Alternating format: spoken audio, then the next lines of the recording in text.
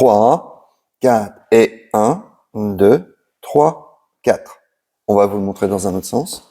3, 4 et 1, 2, 3, 4. Alors, cette figure, comme vous avez pu le voir, il n'y a que 4 temps. 1, 2, 3, 4. Il n'y a pas de 5, 6, 7, 8. Le 5, 6, 7, 8 sera sur une autre figure, une autre terminaison. Donc du coup, pour faire cette figure, en fait, il faut que vous soyez en position shadow avec votre danseuse. Donc là, les garçons, vous allez vous trouver derrière elle, mais pas complètement derrière. Alors, regardez, vous voyez là, si je me mets ici, là, ce n'est pas bon. Là, c'est bon. En fait, on doit avoir une connexion avec l'omoplate de la danseuse et le côté de notre pectoraux sur la danseuse, comme ceci, là. Ensuite, on va avoir un contact sur le côté de la fesse avec notre côté de notre hanche, ici, de façon à avoir 2 points de connexion qui vont permettre à la danseuse de bien comprendre le mouvement de la figure.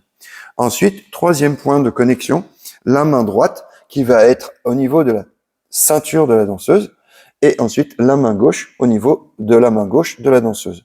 Avec tous ces points de connexion, on va pouvoir indiquer à la danseuse qu'on va faire un mouvement d'abord sur le côté, comme ceci. Alors, comme vous pouvez le regarder, le voir, ici, on fait un mouvement sur le côté, mais on n'y va pas vraiment.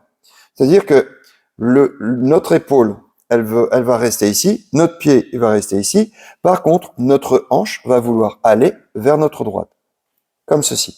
1. D'accord? Regardez bien. 1. Ce qu'il faut éviter de faire, c'est faire ici 1. Ça, c'est pas bon. Donc là, une fois que vous avez réussi à faire le 1, ici 1, ensuite, on va demander à la danseuse, grâce à notre main sur la ceinture, de venir mettre son bassin vers l'arrière.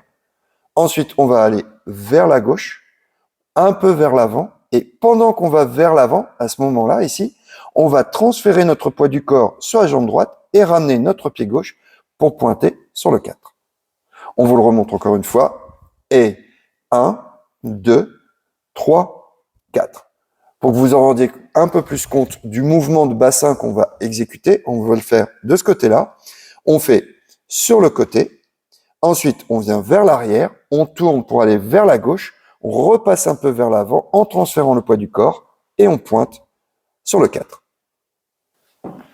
Cette figure, comme vous avez pu le voir, on l'a fait sur 1, 2, 3, 4.